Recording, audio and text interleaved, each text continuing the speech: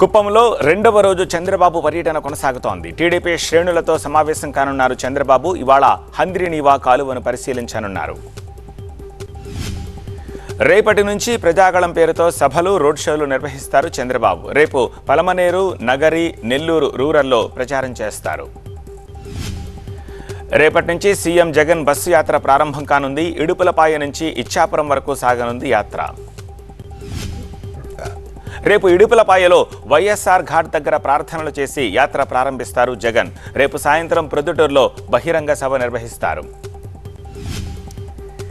ఏపీలో ఈ నెల 30 నుంచి పవన్ కళ్యాణ్ ఎన్నికల ప్రచారంలో పాల్గొంటారు. ఆయన పోటీ చేస్తోన్న పిఠాపురం నియోజకవర్గంలోనే 3 రోజుల పాటు ప్రచారం చేస్తారు. మరోవైపు 3 పెండింగ్ స్థానాలపై పవన్ కళ్యాణ్ కసరత్తు చేస్తున్నారు. ఇప్పటికే 18 అసెంబ్లీ, 1 పార్లమెంటు స్థానాన్ని ప్రకటించింది జనసేన.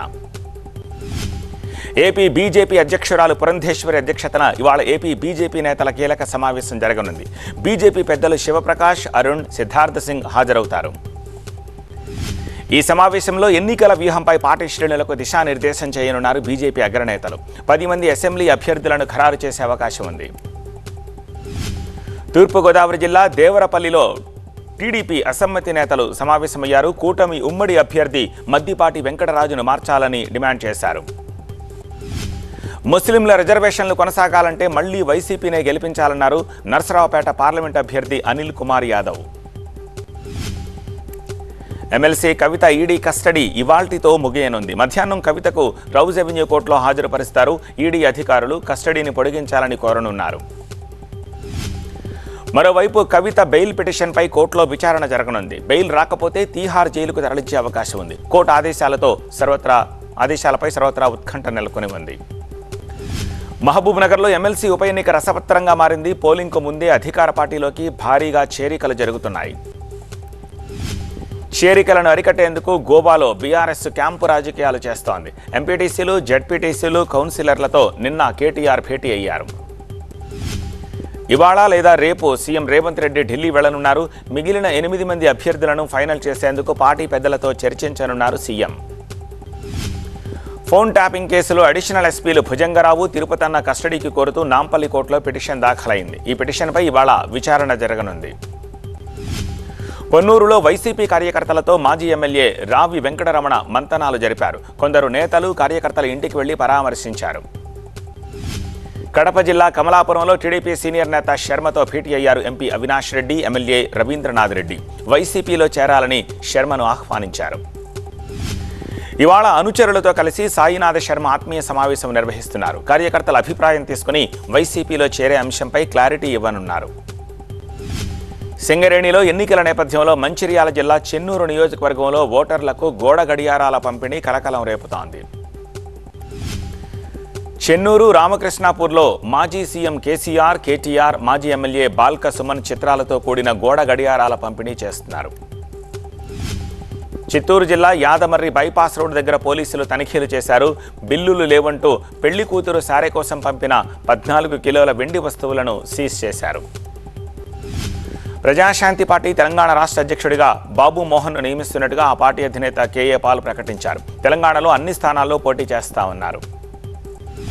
వనపర్తి జిల్లాలో పోలీసులు తనిఖీలు చేశారు. ఆత్మకూరు మండలం కొత్తకోట దగ్గర జరిపిన తనిఖీల్లో బొలేరోలో తరలిస్తోన్న 4.5 లక్షల నగదును సీజ్ చేశారు. తిరుపతి జిల్లా శ్రీకాళహస్తిలో వాలంటీర్లు ఆందోళనకు దిగారు. వాలంటీర్లను తీవ్రవాదులంటూ మాట్లాడిన టీడీపీ నేత బొజ్జల సుధీర్ రెడ్డికి వ్యతిరేకంగా నినాదాలు చేశారు. వాలంటీర్లపై టీడీపీ నేత బొజ్జల సుధీర్ రెడ్డి చేసిన అనుచిత వ్యాఖ్యలను తప్పుపట్టారు మంత్రి కారుమూరి. వాలంటీర్లను తీవ్రవాదులుగా పోల్చడం దారుణమన్నారు. చిత్తూరు జిల్లాలో రోడ్డు ప్రమాదంలో టీడీపీ కార్యకర్త మరణించగా మరొకరు గాయపడ్డారు. పీఈఎస్ మెడికల్ కాలేజీలో అతన్ని చంద్రబాబు పరామర్శించారు. మెరుగైన వైద్యం అందించాలని వైద్యులకు సూచించారు చంద్రబాబు. మృతి చెందిన టీడీపీ కార్యకర్త కుటుంబానికి అండగా ఉంటామని భరోసా ఇచ్చారు. షాపూర్ నగర్ మార్కెట్లో చిరు వ్యాపారుల షాపులను జీహెచ్ఎంసీ సిబ్బంది తొలగించారు. దీంతో తమకు న్యాయం చేయాలంటూ బాధితులు ధర్నాకు దిగారు. విజయవాడ ఆటోనగర్లో భారీ అగ్ని ప్రమాదం జరిగింది. ఆయిల్ ట్యాంకర్ గోడౌన్లో మంటలు అంటుకుని పెద్ద ఎత్తున ఎగసిపడుతున్నాయి.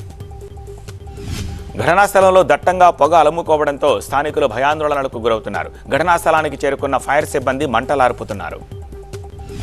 పల్నాడు జిల్లా సత్తెనపల్లి నుంచి లక్కరాజు గార్లపాడు వరకు మంత్రి అంబటి రాంబాబు బుల్లెట్ ర్యాలీ నిర్వహించారు. మార్గంలో ఇటుక బట్టి కార్మికులను పలకరించారు. తమిళనాడు అన్నాడీఎంకే బహిష్కృత నేత పన్నీర్ సెల్వం ఎంపీగా నామినేషన్ వేశారు. బీజేపీతో పొత్తులో భాగంగా రామనాథపురం నుంచి స్వతంత్రంగా పోటీ చేస్తున్నారు. తమిళనాడులోని ధర్మపురి నియోజకవర్గం నుంచి పీఎంకే పార్టీ తరపున పార్టీ అధ్యక్షుడు అంబుమణి రామదాస్ భార్య సౌమ్య పోటీ చేస్తున్నారు. ఏప్రిల్ 17న భద్రాచలంలో సీతారాముల కళ్యాణ మహోత్సవం వైభవంగా జరగనుంది. లక్ష్మణ సమేత సీతారాములకు పౌర్ణమి సందర్భంగా బేడా మండపం వద్ద విశేష అభిషేకాన్ని నిర్వహించారు. సత్యసాయి జిల్లా కనుమ లక్ష్మీ నరసింహస్వామి రథోత్సవంలో వైసీపీ టీడీపీ వర్గీయుల మధ్య ఘర్షణ జరిగింది. రథం లాగేందుకు ఇరు వర్గాలు పోటీపడ్డాయి. ఒకరిపై ఒకరు దాడి చేసుకున్నారు. తూర్పుగోదావరి జిల్లాలో దివాన్ చెరువు నుంచి కొవ్వూరు వరకు గోదావరిపై నిర్మించిన గామన్ బ్రిడ్జ్ మరోసారి కుంగింది. జిల్లా కలెక్టర్ మాధవీలత బ్రిడ్జ్ పనులను పరిశీలించారు. నిజామాబాద్ జిల్లా ఆర్మూర్ అంగడి బజార్ దగ్గరున్న స్క్రాప్స్ దుకాణంలో చోరీ చేసి తీసుకొచ్చిన వ్యవసాయ పరికరాలు పెద్ద సంఖ్యలో పోలీసుల కంటపడ్డాయి. మూడవ రోజు Delhi CM Kejriwal ED custody కొనసాగుతోంది. లిక్కర్ పాలసీ, 100 కోట్ల ముడుపులు సహా పలు కీలక విషయాలపై కేజ్రీవాల్ని ప్రశ్నిస్తోంది ఈడీ. సుప్రీంకోర్టు మాజీ chief justice N V Ramana, Bengaluru BJP MP Tejasvi Surya వేరువేరుగా తిరుమల శ్రీవారిని దర్శించుకున్నారు. కదిరి శ్రీ లక్ష్మీ నరసింహస్వామి బ్రహ్మోత్సవాలు ఘనంగా జరుగుతున్నాయి. శేషవాహనంపై భక్తులకు దర్శనమిచ్చారు స్వామివారు. తిరుమలలో భక్తుల రద్దీ కొనసాగుతోంది. శ్రీవారి సర్వదర్శనానికి 12 గంటల సమయం పడుతోంది. 15 కంపార్ట్మెంట్లలో భక్తులు వేచి ఉన్నారు. ఖమ్మం జిల్లా చింతగుర్తిలో బాహుబలి పుట్టగొడుగు కనిపించింది. తన వ్యవసాయ పొలంలో 3 కిలోల బరువు ఉన్న పుట్టగొడుగును గుర్తించాడు రైతు. 5 పేర్లతో 6వ జాబితా విడుదల చేసింది కాంగ్రెస్. రాజస్థాన్ నుంచి 4 పేర్లు, తమిళనాడు నుంచి 1 పేరు ఉంది. రాజస్థాన్లోనూ 2 దశల్లో ఎన్నికలు జరగనున్నాయి. ఢిల్లీ సీఎం కేజ్రీవాల్ని నిరసిస్తూ ఇవాళ ప్రధాని ఇంటి ముందు ఆందోళనకు పిలుపునిచ్చిన ఆమ్ ఆద్మీ పార్టీ ఇందుకు అనుమతి నిరాకరించారు పోలీసులు. మధ్యప్రదేశ్ హైకోర్టు ఆదేశాలతోటి భోజ్శాలలో ఏఎస్ఐ సిబ్బంది సర్వే కొనసాగుతోంది. వరుసగా 5వ రోజు సర్వే చేసేందుకు ఏఎస్ఐ సిబ్బంది భోజ్శాలకొచ్చారు. లోక్సభ ఎన్నికల్లో వ్యవహరించాల్సిన వ్యూహంపై కార్యకర్తలకు దిశానిర్దేశం చేశామన్నారు సౌత్ చెన్నై ఏఐడిఎంకే ఎంపీ అభ్యర్థి జయవర్ధన్.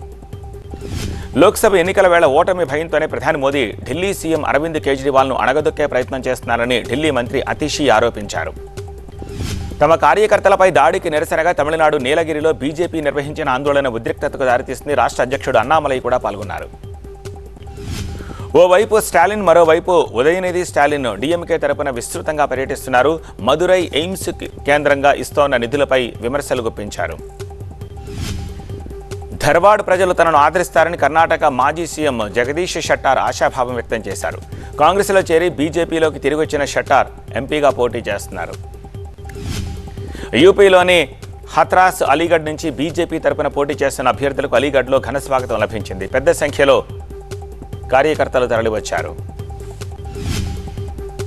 తమిళనాడులో గెలిచేది బీజేపీయేనని డీఎంకే, అన్నాడీఎంకే 2వ స్థానం కోసం పోటీ పడుతున్నాయని అన్నారు చెన్నై సౌత్ బీజేపీ అభ్యర్థి తమిళిసై.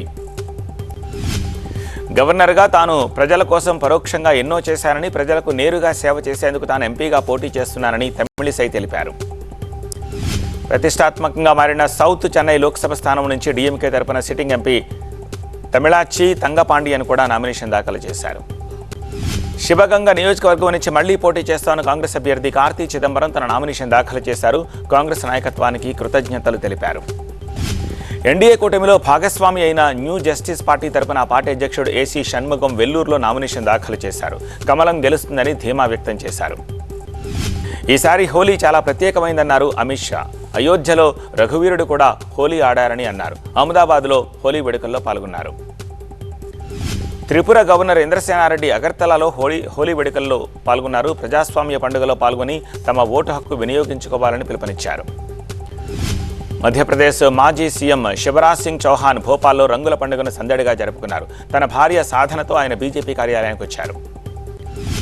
లోక్సభ ఎన్నికల ఫలితాల రోజున మరోసారి హోలీ సంబరాలు జరుపుకుంటా అన్నారు బీజేపీ అధ్యక్షుడు జగత్ ప్రకాష్ నడ్డా. తన నివాసంలో హోలీ వేడుకల్లో పాల్గొన్నారు. కేంద్ర మంత్రి శర్బానంద్ సోనోవాల్ అసోంలోని దిబ్రూగఢ్లో హోలీ వేడుకలు జరుపుకున్నారు. తన నివాసానికి వచ్చిన వారి పాదాలకు ఆయన రంగు అంటించారు. ప్రముఖ క్రికెటర్ బెంగాల్లోని బెర్హాంపూర్ నుంచి టీఎంసీ తరపున ఎంపీగా పోటీ చేస్తున్న యూసఫ్ పఠాన్ హోలీ వేడుకల్లో పాల్గొన్నారు. అసోం గవర్నర్ గులాబ్ చంద్ కటారియా స్వస్థలం ఉదయపూర్లో హోలీ సంబరాల్లో పాల్గొన్నారు. కుటుంబ సభ్యులు, స్నేహితులతో కలిసి పండుగ జరుపుకున్నారు. కాన్పూర్లో హోలీ సంబరాలు మిన్నంటాయి. ఆనందేశ్వర ధామ్ శివాలయంలో జరిగిన హోలీ వేడుకలకు భక్తులు భారీగా తరలివచ్చారు.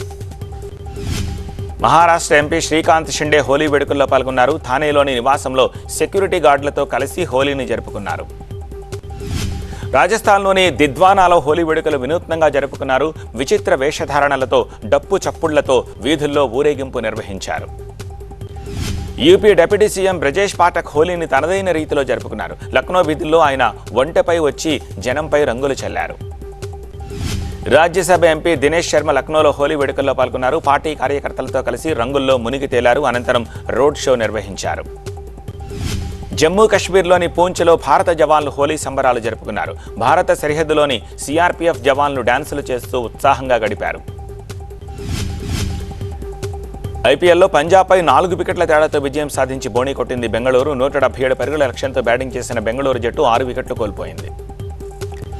ఇవాళ ఐపీఎల్లో చెన్నై సూపర్ కింగ్స్ తోటి గుజరాత్ టైటన్స్ జట్టు తలపడనుంది. రాత్రి 7:30 గంటలకు చెన్నై వేదికగా ఈ మ్యాచ్ జరుగుతుంది.